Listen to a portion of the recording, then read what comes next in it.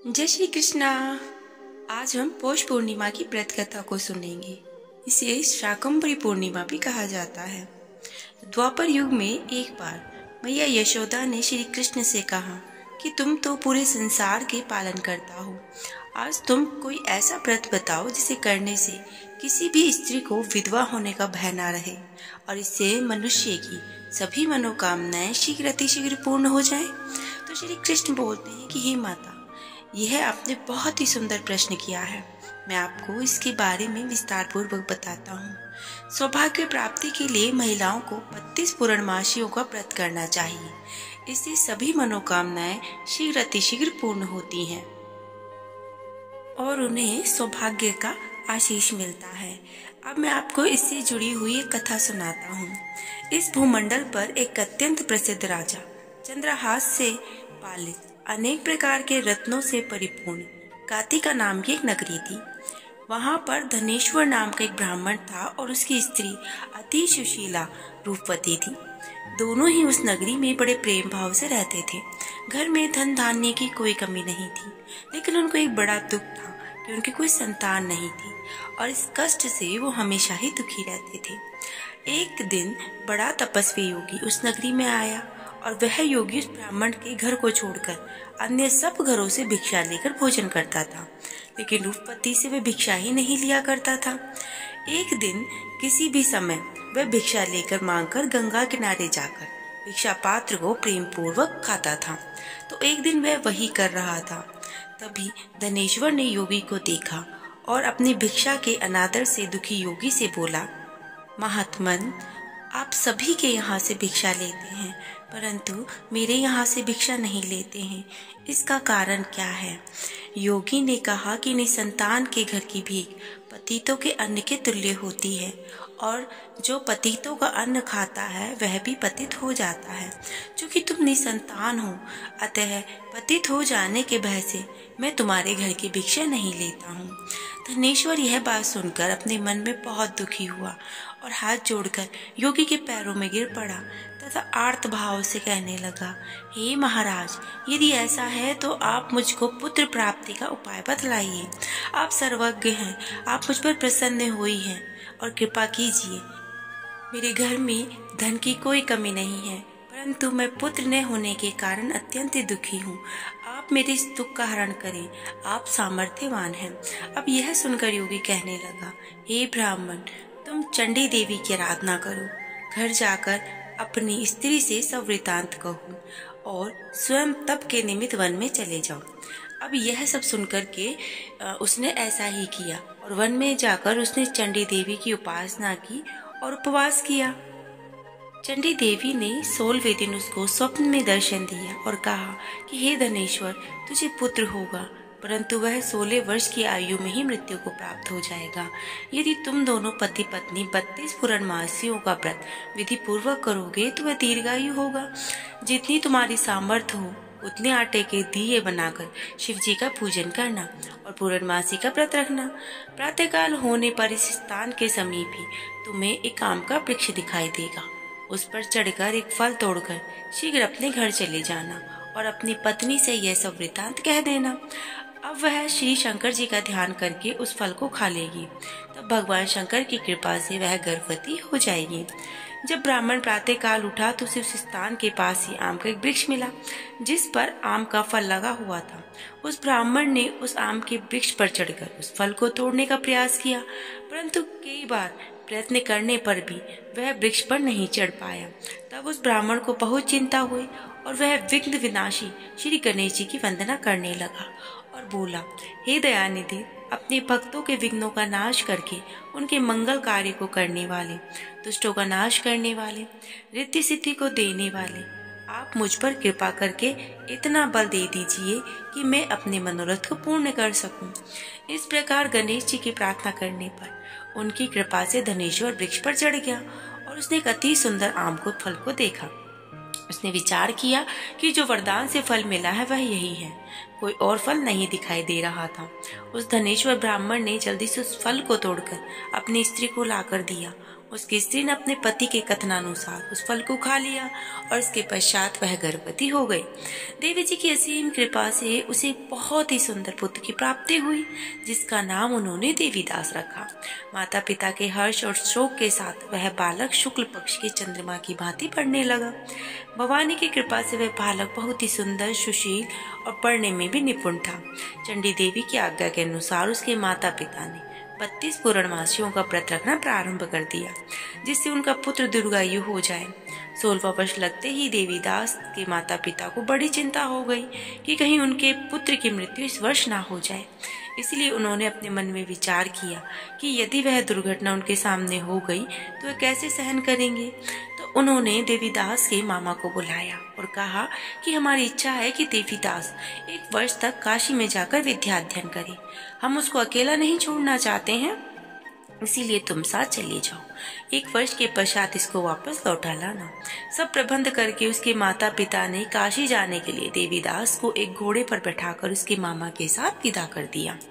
धनेश्वर ने अपनी पत्नी के साथ अपने पुत्र की मंगल कामना और दीर्घायु के लिए भगवती देवी की आराधना शुरू कर दी और पूर्णमासियों का व्रत करना भी आरंभ कर दिया था।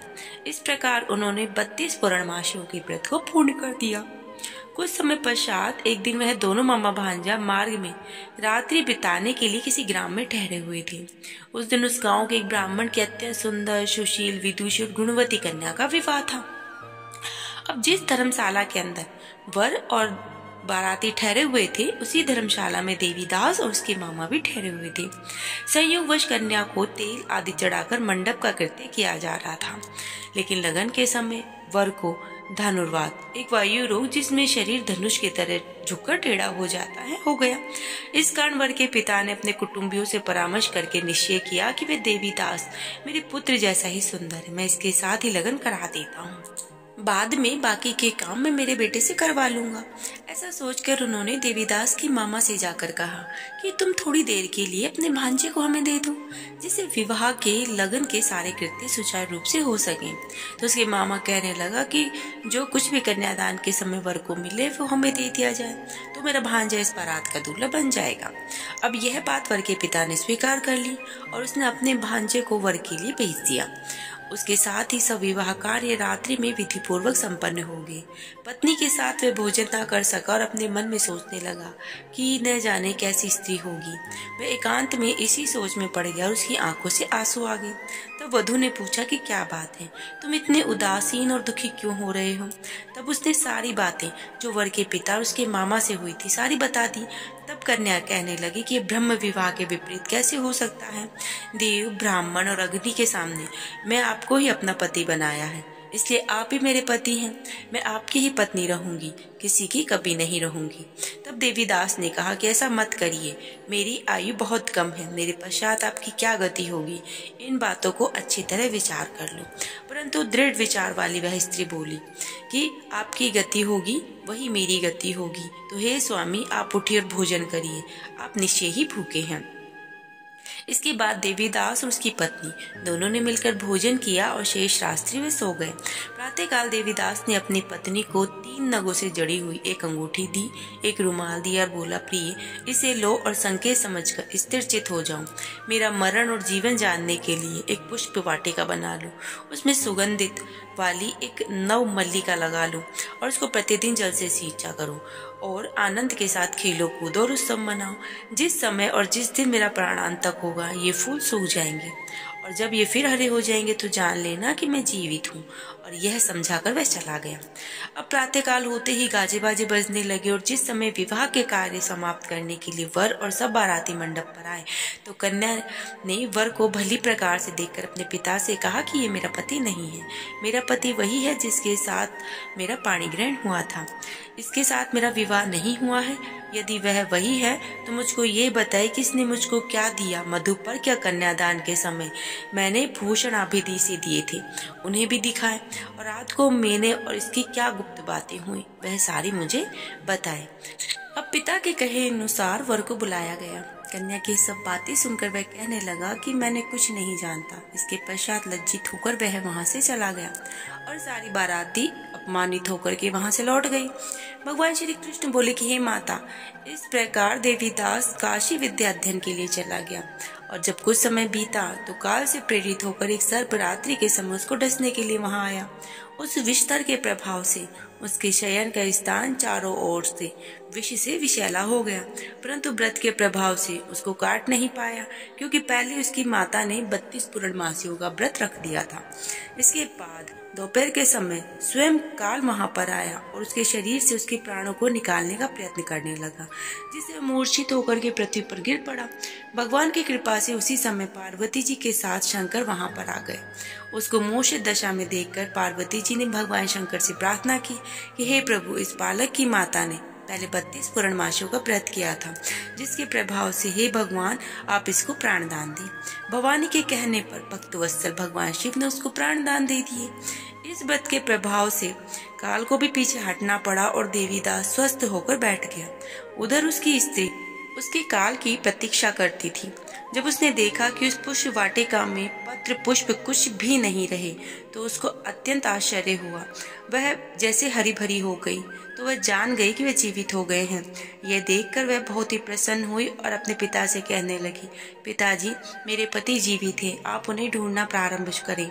जब 16वां वर्ष व्यतीत हो गया तो देवीदास भी अपने मामा के साथ काशी से चल दिया।